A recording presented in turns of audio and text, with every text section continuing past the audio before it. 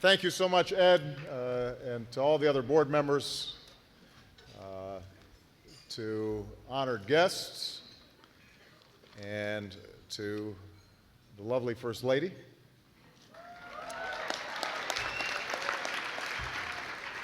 Good evening. You know, Ed's right, I work a lot, and so I wasn't sure that I should actually come tonight. Biden talked me into it. He leaned over and he said, "Mr. President,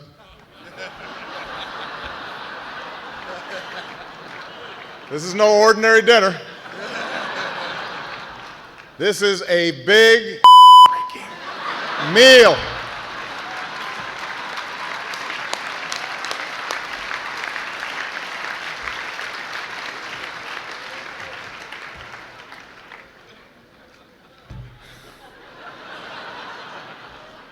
It's been quite a year since I've spoken here last. Lots of ups, lots of downs, except for my approval ratings, which have just gone down. But that's politics. It doesn't bother me. Besides, I happen to know that my approval ratings are still very high in the country of my birth. So,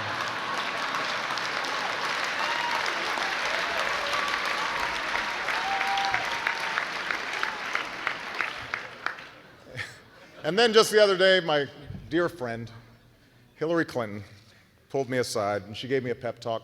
She said, despite the numbers, she said, "Don't worry, Barack, you're likable enough."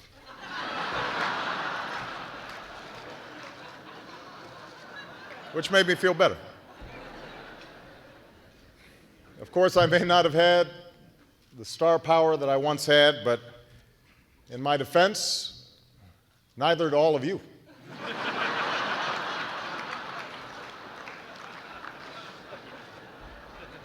People say to me, "Mr. President, you helped revive the banking industry. You've saved GM and Chrysler. What about the news business?" And I have to explain, hey, I'm just the president. I'm not a miracle worker here.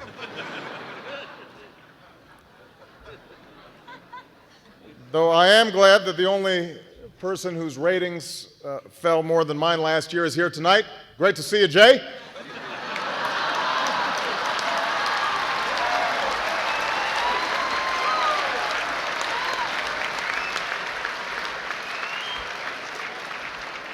I'm also glad that I'm speaking first because we've all seen what happens when somebody takes the time slot after Leno's.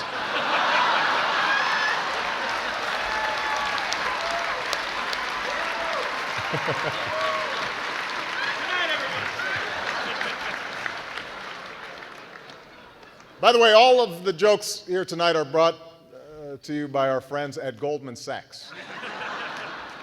So you don't have to worry, they make money whether you laugh or not.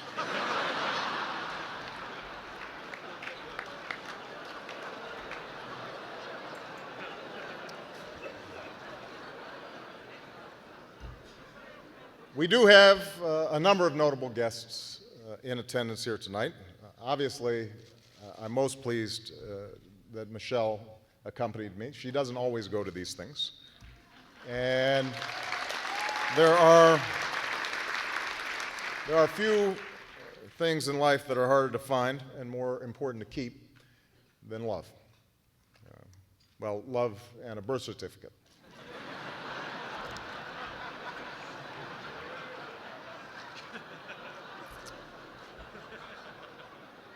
The Jonas brothers are here. They're out there somewhere. Sasha and Malia are huge fans. But boys don't get any ideas. I have 2 words for you: predator drones. You will never see it coming.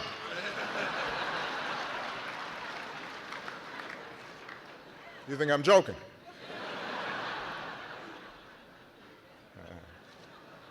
Speaking of tween heartthrobs, Scott Brown is here. I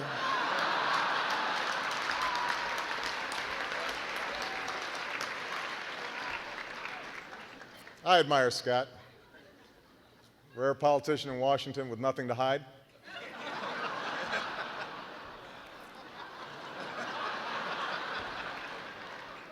Now, you should be aware that Scott Brown is not the only one with a salacious photo spread floating around. Recently, David Axelrod was offered a centerfold opportunity of his own.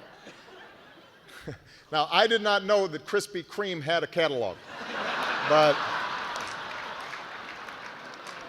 it's true.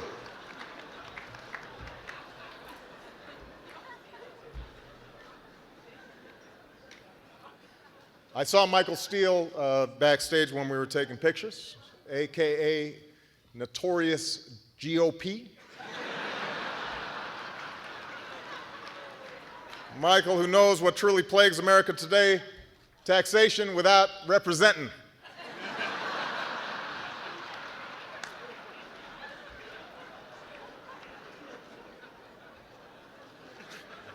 My brother.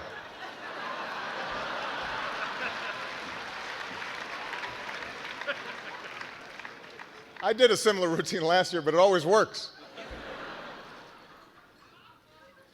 Odds are that the Salahis are here. There haven't been people that were more unwelcome at a party since Charlie Crist.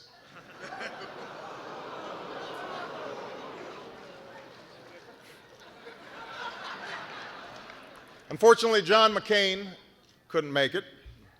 Recently he claimed that he had never identified himself as a maverick.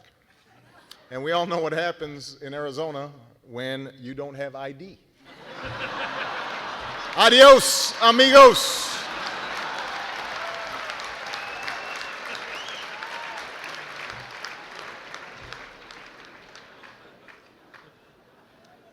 Look, I feel for John. You know, we were on the road together and obviously had a hard-fought battle. And you learn, certainly at the national level, politics isn't easy. This year I've experienced my share of disappointments. For example, I had my heart set on the Nobel Prize for physics.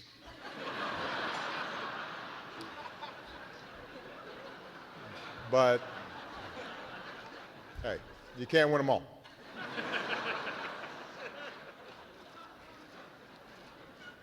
Speaking of undeserved honors, a few weeks ago, I was able to throw out the first pitch at the Nationals game. And I don't know if you saw it, but I threw it a little high, a little outside. This is how Fox News covered it. President panders to extreme left wing of batter box. On the other hand, MSNBC had a different take. President pitches no-hitter. And then CNN went a different way altogether. I was just asking Chad, how can you get a volcano in Iceland? Isn't it too when you think of a volcano, you think of like Hawaii and long words like that. You don't think of Iceland. You think it's too cold to have a volcano there. I guess that's why they're the most trusted name in news.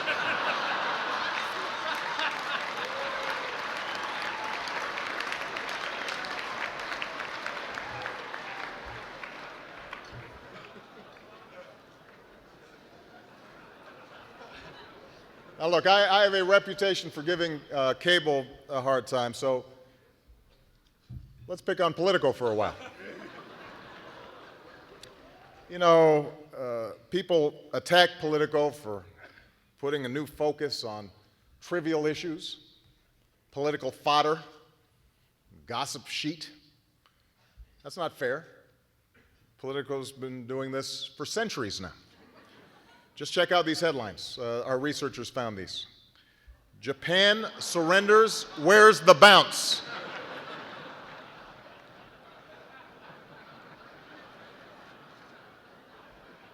Then there's this one. Lincoln saves Union, but can he save House majority? I don't know if you can see, there's a little portion there. He's lost the Southern white vote. It's astute analysis there. And my favorite, July 3rd, 1776, senior Whig official, talks break down, independence dead.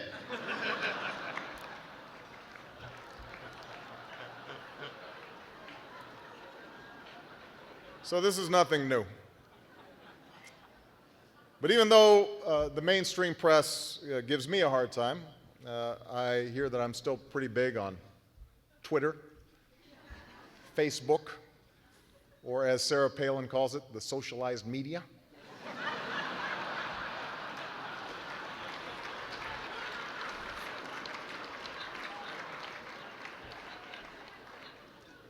Of course, that's not the only thing that we've been accused of socializing this year. You might have heard we passed a health care bill. And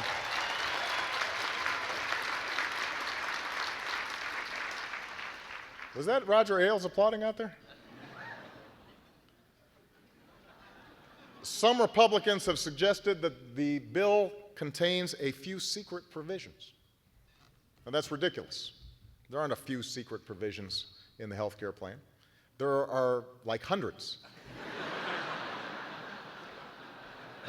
Tonight, in the interest of transparency, I'd like to share a couple. Let's see. This provision is called the Bay State of Denial.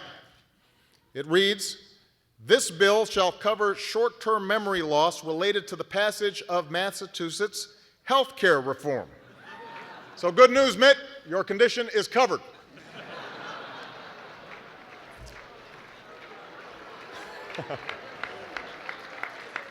This next provision is called the Jersey Shore Up. It reads, "The following individuals shall be excluded from the indoor tanning tax within this bill: Snooki, JWoww, The Situation, and House Minority Leader John Boehner."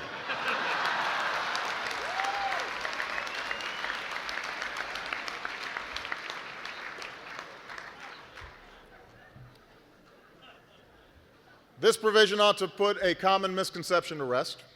It says right here, if you do not like the ruling of your death panel, you can appeal.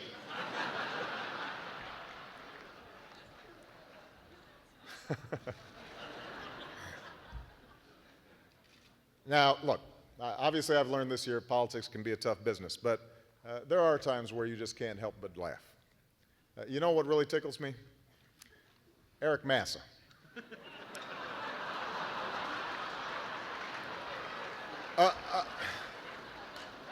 Apparently, Massa claimed that Rahm came up to him one day in the House locker room, stark naked, started screaming obscenities at him. To which I say, welcome to my world.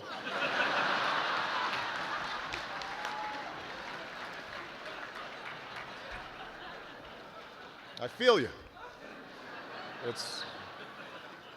It's a tense moment.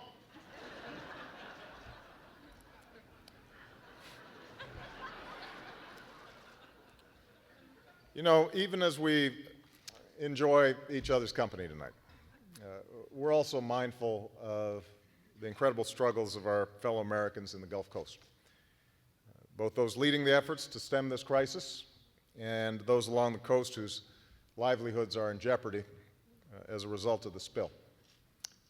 Also in our thoughts and prayers tonight are the men and women in uniform who put their lives at risk each and every day for our safety and freedom.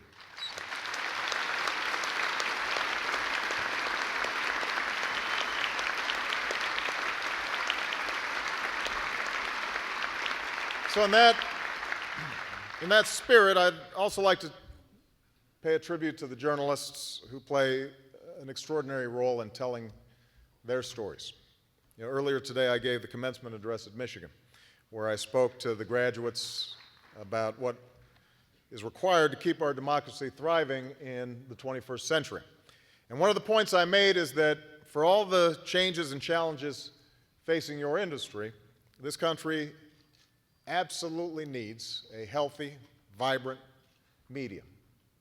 Probably needs it more than ever now. Today's technology Today's technology has made it possible for us to get our news and information from a growing range of sources. We can pick and choose not only our preferred type of media, but also our preferred perspective. And while that exposes us to an unprecedented array of opinions and analysis and points of view, it also makes it that much more important that we're all operating on a common baseline of facts. It makes it that much more important that journalists out there seek only the truth. And I don't have to tell you that. Some of you are seasoned veterans who have been on the political beat for decades. Others here tonight began their careers as bloggers not long ago. But I think it's fair to say that every single reporter in this room believes deeply in the enterprise of journalism. Every one of you, even the most cynical among you, understands and cherishes the function of a free press in the preservation of our system of government and of our way of life. And I want you to know that for all the jokes and the occasional gripes, I cherish that work as well. In fact, tonight I wanted to present all of you with a bipartisan congressional resolution that honors all those wonderful contributions that journalists have made to our country and the world. But unfortunately, I couldn't break the filibuster. Thank you very much, everybody. God bless you. And God bless the United States of America.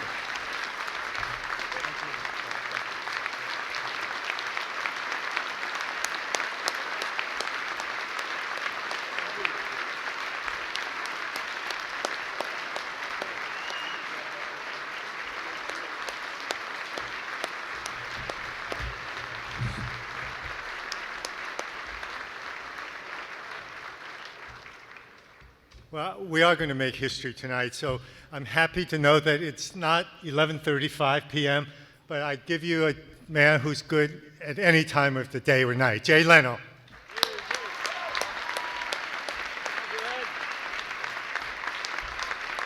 Thank you, Ed. Thank you very much. This is every comedian's dream, rich people eating. As you know, there was quite a security line to get in. I got stuck behind the Arizona congressional delegation. Luckily, all their papers were in order, so it wasn't too much of a problem to get in. And I have the distinct honor of being the only person on this panel not subpoenaed by Rod Blagojevich. So I think that's pretty impressive itself. I can see the White House press corps very excited tonight. This is about as close to White House press conference as they've had in a year, so this is it. So enjoy it while it lasts. Yeah. I'm not looking over. Is he laughing? Now, some of you on the news have mentioned the president been getting a little gray since taking office, but he's had his share of stress, tough economy, 2 wars, healthcare fight, Iran, North Korea, his mother-in-law moving in with him. Huh? I think that would break most men. And sometimes the press can be one-sided. As you mentioned, all during the election, they would ask things like, is Obama black enough? Is Obama too black? It's never the other way around. Is John Boehner orange enough? Is he too orange? We never hear that. And as you know, the president and the first lady have a wonderful family. I'm sure you remember this heartwarming photo. Take a look at this photo. We all went, take a look here. Oh, remember that? Wasn't that wonderful? And I think it reminded us all of a similar photo taken in a previous administration. Take a look. Oh, yeah.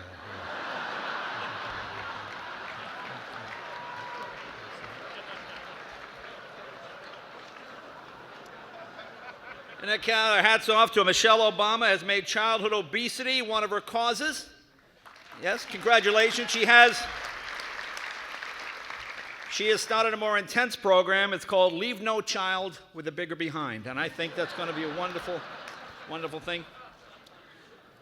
But Mrs. Obama, with all the good work you have been doing, it's been undermined by others in your administration. Here, take a look. It's easy to say we need to eat healthy and exercise more. It's just as easy to say we'll start tomorrow. But our kids are running out of time. They're the first generation that might not live as long as their parents because of the health risks associated with being overweight. What can we do to help? Be the example they need. Make healthy choices and help them do the same. Let's move to raise a healthier generation of kids.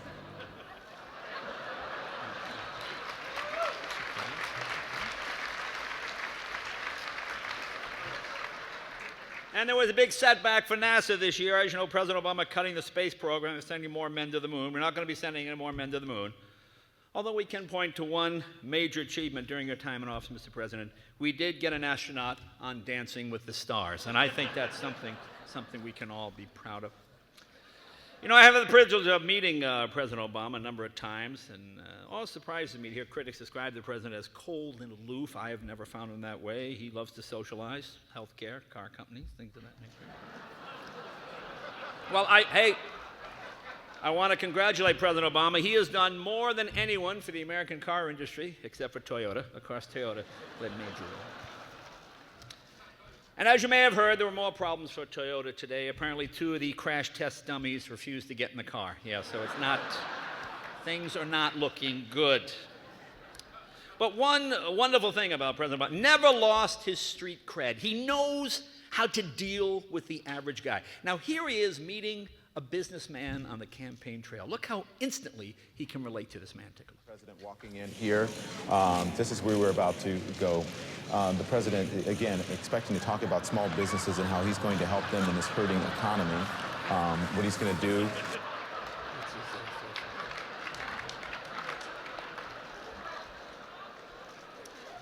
Another piece of cake? Now, Mr. President, I have to admit, when you were elected, a little worried the comedy well at the White House had dried up. So thank you for picking Joe Biden. We appreciate that. It was a wonderful thing. Joe is a great pick because nobody's more media savvy than Joe Biden. Here he is with Andrea Mitchell. Now, the word he is looking for is avatar. The word he is looking for is avatar. Let's take a look. You've been a very busy man. Do you and Mrs. Biden ever get to the movies? Academy Award picks? Any favorites among the Oscar nominees? As a matter of fact, we do. I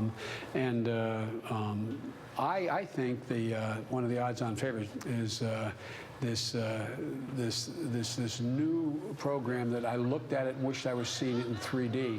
And you sit there and you watch this science fiction thing unfold in front of you. I think Avatar? Avatar. Avatar, Joe. It's Avatar you're trying to say. Okay. And as you know, a lot of Republicans could not be here tonight because it is dollar drink night at the Bondage Club. So unfortunately, yeah. And Michael Steele is here. Where is Michael? There you are, Mike. Michael, this has got to be pretty boring entertainment for you, isn't it? I know what you guys are used to. A couple of guys talking. Come on. That was my favorite story. Republicans and a lesbian bondage club. It's ironic. Republicans don't want lesbians getting married, but they do like to watch them tie the knot. So I thought that was interesting. I did think that was interesting.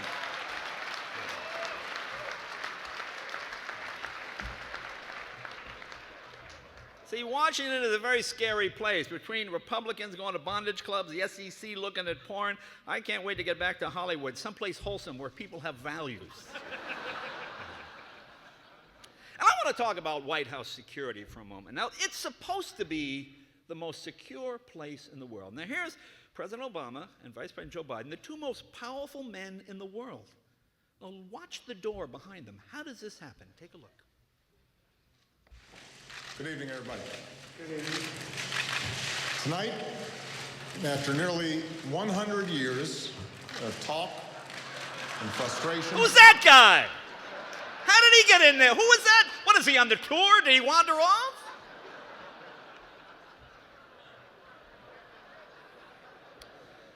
And according to the Pentagon, Al-Qaeda is in financial ruin. You know what broke them? Health insurance premiums. That's what it...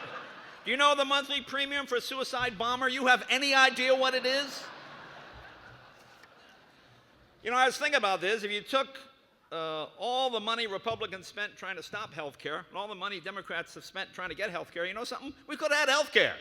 We could have had it a couple of years ago. Now, supporters of this bill say that the American people will now get the same health benefits that members of Congress get. And, of course, that's great. How about some of the other perks? The free travel, those envelopes with the cash in them. How about some of that? Huh? The get-out-of-jail-free cards. Why can't we get that?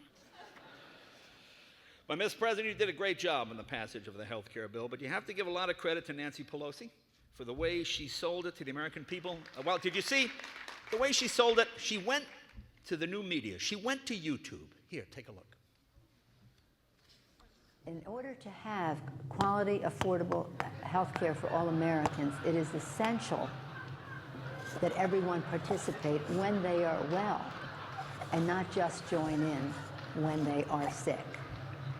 So it's all better quality, lower cost, more access if everyone is mandated. And you have to admit that President Obama's mood really changed once that health care bill passed. Because I watched the shows every day, and I would see you come into the press room before the bill passed, you know, kind of slumped over, looking a little depressed, didn't have the spark. Here's the president the day after the health care bill was signed. Take a look. President Obama's just beyond the door, so he should step in here in just a second. Y'all ready for this?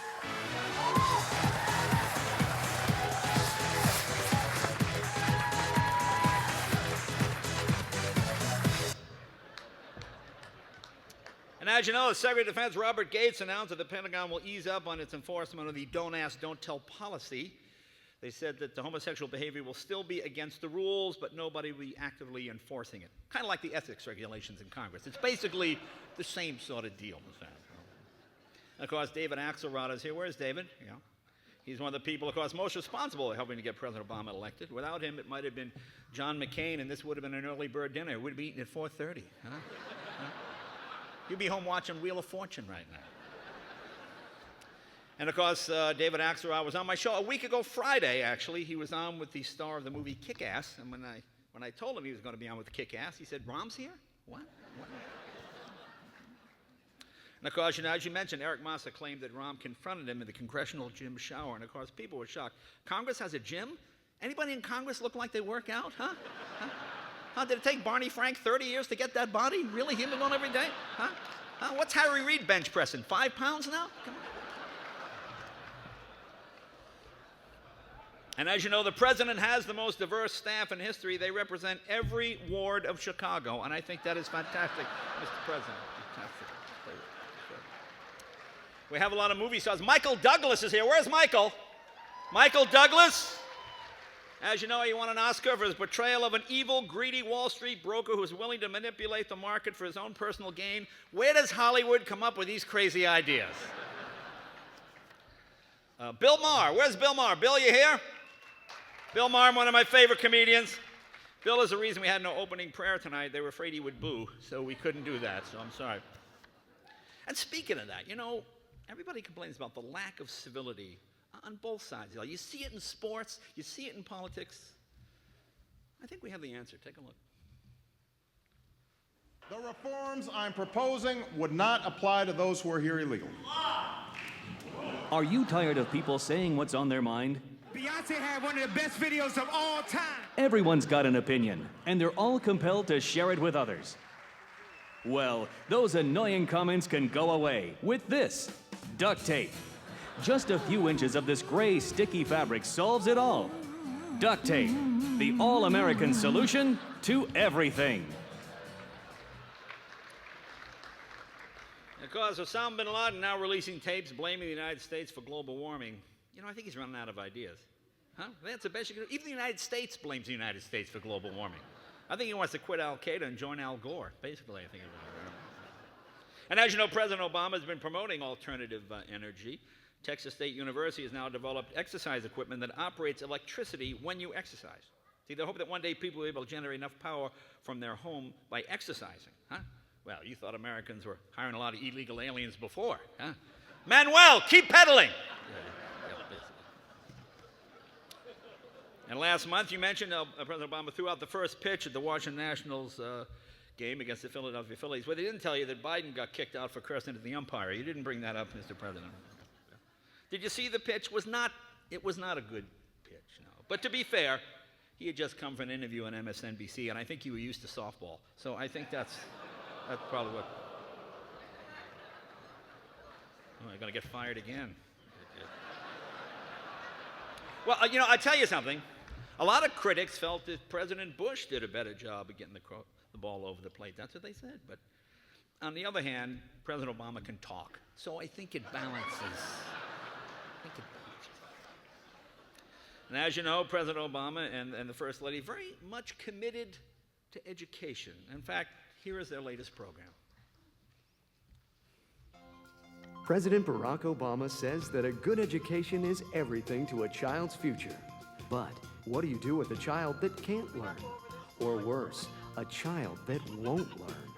Well, thanks to a bold new government program, you can trade them in! It's Cash for Flunkers. Bring in that simpleton you call your son and get up to $4,500 toward the purchase of a new or select used child. That's right, up to $4,500 for that wannabe gangster. Or that morbid goth punk. So don't be stuck with that disobedient tramp you gave birth to. Get a kid you can be proud of. Get Cash for Flunkers today. All children taken as trade-ins will be outsourced to sweatshops in Malaysia. You know, I read that book, Game Change, about the 2008 election. You know what I learned from that book? That if reporters hold back all the good stories from the newspapers, they can get really rich. And nice to see Chris Matthews. Chris is here. Chris, where are you? Chris has been on The Tonight Show a number of times. Always a great guest. He comes out, sits down, talks straight through for 10 minutes. Then I ask him a question. Yeah. Then he talks for another 20 minutes. Let's talk about the press for a minute. I want you to watch how different networks cover the same story. Now, remember that story a while back about President Obama? Somebody had a jacket and they had a big poster in Times Square, and of course the president not supposed to be endorsing. Well, here's how CBS covered it. Take a look. And President Obama no longer has a commanding presence in another New York location. Remember this huge billboard with his likeness? It was removed yesterday from Times Square. Mr. Obama's picture is not supposed to be used for commercial purposes. Okay, now, look how Fox News carried the exact same story.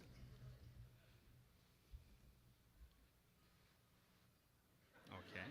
Timing is everything in comedy. Okay.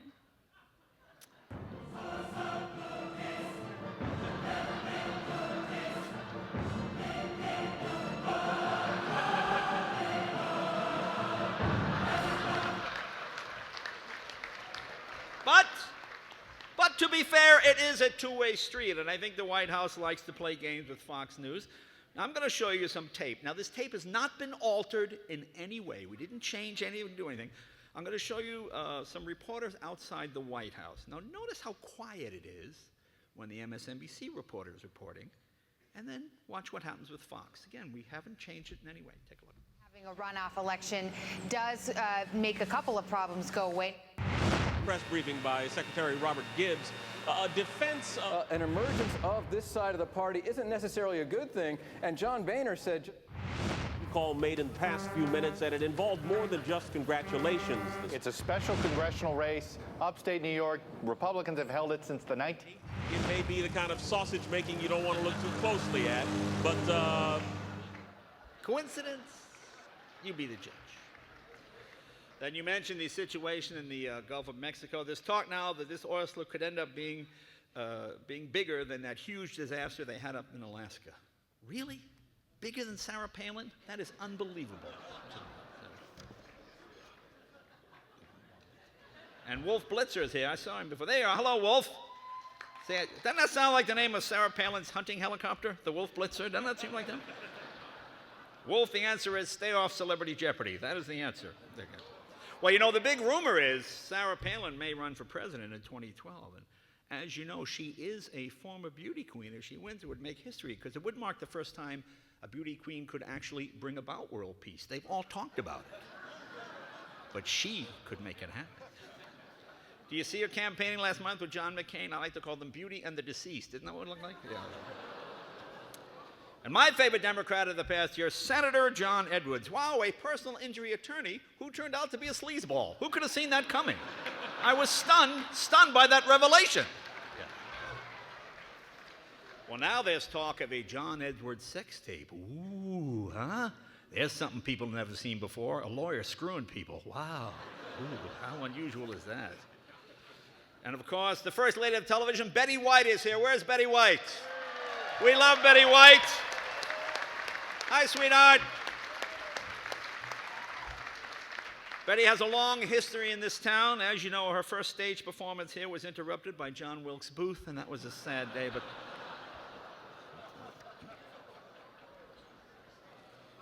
you know, the last time I was here was 2004, and at that time, back then, Hillary Clinton's campaign had $20 million in it. Now, of course, Mark Penn has it, but hey, that's just something else. Little inside baseball, yes. Oh, the rich guys get it, yeah. Well, you know, Newsweek is reporting that Hillary Clinton has been talking to friends about stepping down as Secretary of State, but you know, I think I picked up a clue in a recent interview of what she plans to do. It's a little subtle, but take a look. Never is a long time, so I want to ask you again. You're never going to run for president again? I have absolutely no interest in running for president. None. I mean, I know that's hard for some people to believe, but I just... And Virginia Governor Bob McDonnell is here. Bob, where are you? Where is he there? Yeah, I heard him say, when he heard the president was going to be here, he said, what, Jefferson Davis is coming? I couldn't believe it. Who's a tough room? All right. My good friend Joy Behar from The View. Where's Joy? Joy is here. You know, I give the ladies of The View a lot of credit. I've seen President Obama in tough negotiations with the Russians. I've seen him get in a showdown with Kim Jong-il. I see him get tough on the president of Iran. What's his name? Mahmoud Ahmadinejad. Is that how you say it, Mr. Ahmadinejad? But the only time I ever see him look nervous and fidgety is on The View. Now, we have not altered this tape in any way, but count how many times he fidgets here. Take a look. You're used to all this. I am surrounded by women. So we're no surprise. I am surrounded by women. Well, no, you guys always surprise me. You always surprise me. You always have something. Well, I just want to say that over the weekend, I reread Dreams from My Father. All right, let's wind this baby up. My favorite moment of the past year, though, was seeing all 5 living presidents together in the Oval Office. And then something spontaneous happened, and I thought it was just fantastic. Take a look. Yeah. What is it good for? Absolutely nothing. Yeah. What is it good for? Absolutely nothing. Say it again, y'all. Ladies and gentlemen, this has indeed been an honor and a privilege. This is the greatest job I've ever had for the President of the United States, First Lady Michelle Obama. Thank you very much, everybody. Have a great evening. Bye-bye.